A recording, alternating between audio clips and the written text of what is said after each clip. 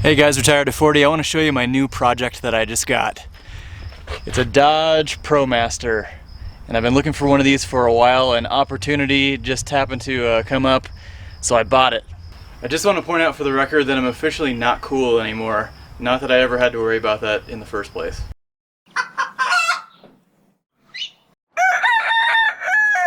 So today I'm going to give you a walkthrough of the Promaster and why I like it. And then today I'm going to show you what I'm going to do to make this converted into a camper. And then over the next couple of months I'm going to walk you through the process and all of the things that I'm going to do to convert this into a camper. So this particular Promaster is the 1500. It's the 118-inch wheelbase, which is the shorty, which is kind of a rare model. Most of them are 136 or 150 something, I can't remember. So the first thing is the doors open all the way. So this right here is the biggest plus in my book for the Promaster. The footprint of the box is giant compared to most of the competition, especially the low roof models. The low roof models tend to be kind of short right here and short right here compared to the Promaster.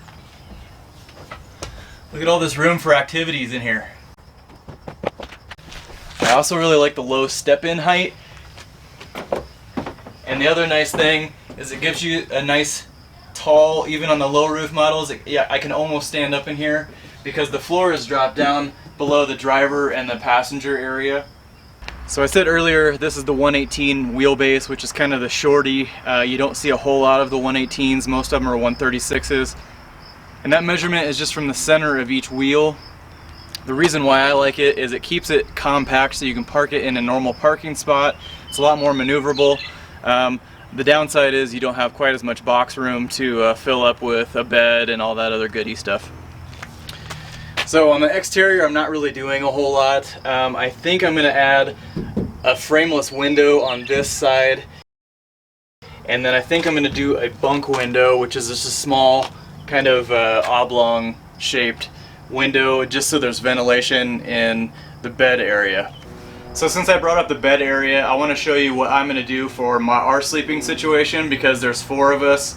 I have 2 little kids and a wife, and most of the setups that I see, they'll make a permanent platform right here for a large bed, and then they'll use the bottom for storage.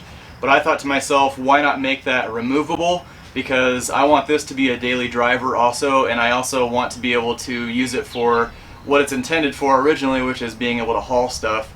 So I'm going to make my bed so it's removable, and it will come, I'm going to make it in 2 to 3 pieces so you can actually put them on a platform, and then you can remove them. They'll just be like a flat 6 foot long section, and you can throw them on the floor. Then they're flat. You can still use this and it'll be completely hollow almost.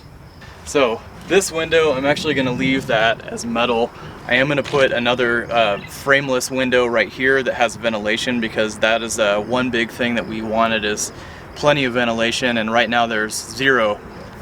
So this model just has the one slider. You can actually get it so both doors slide, but to me that's not an advantage. I just wanted the one, and then this whole wall is still usable for all kinds of different stuff.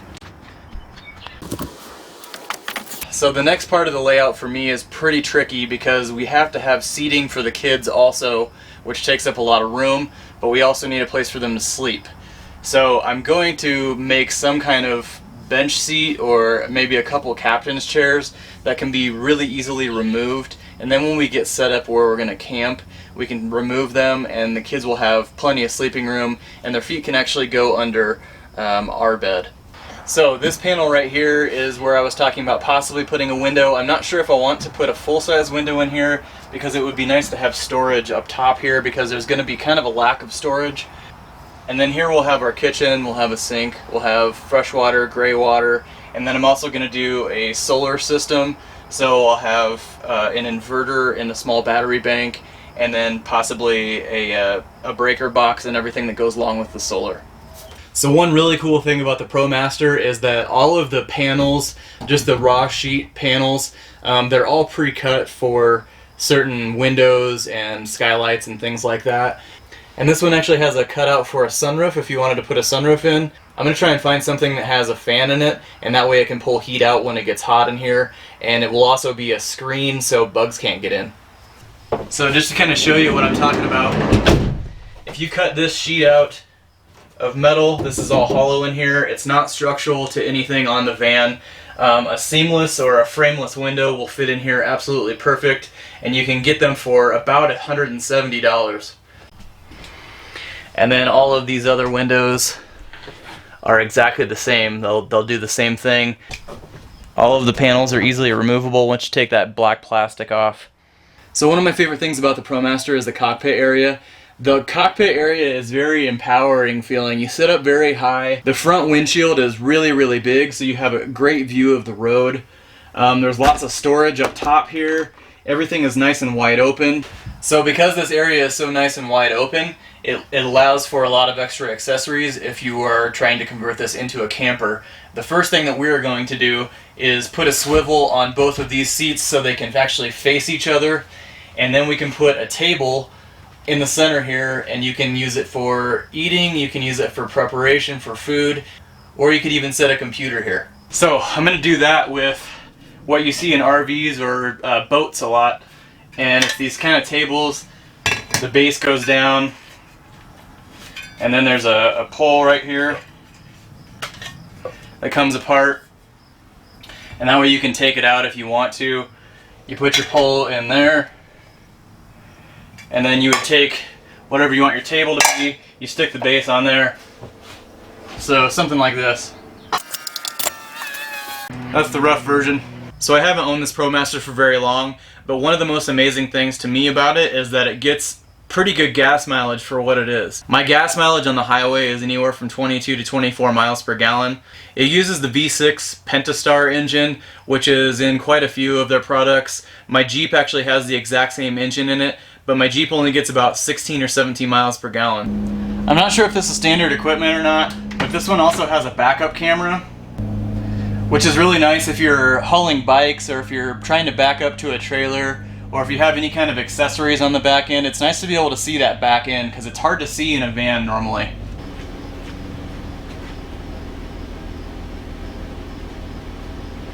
This function is really handy in a van because a van is not easy to see things. You can see the trailer there on my left. Well, without any further ado, let's take it for a cruise.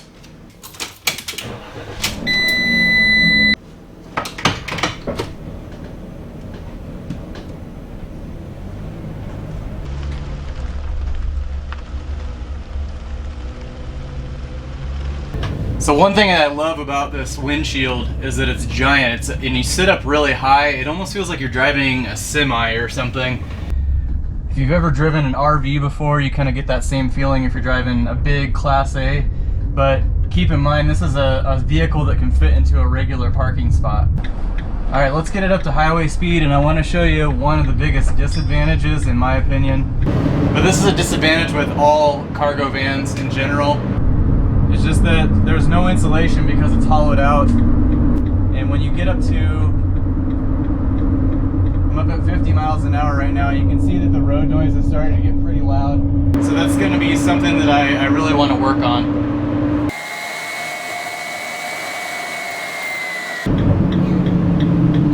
I still can't get over the fact that this thing gets like up to 24 miles per gallon on the highway. It's asking a lot of a van to be able to do that much. Another really cool thing this van has is a 220 amp alternator. So if you're running a battery bank or something like that, it's going to charge your batteries a lot faster than a normal alternator would. And if you're living in an off-grid environment, which you're most likely going to be if you're in an RV, it's going to charge your batteries a whole lot faster. So the next thing I want to do is show you how easy this thing fits in just a regular parking spot, which is real tricky to do with any other kind of RV.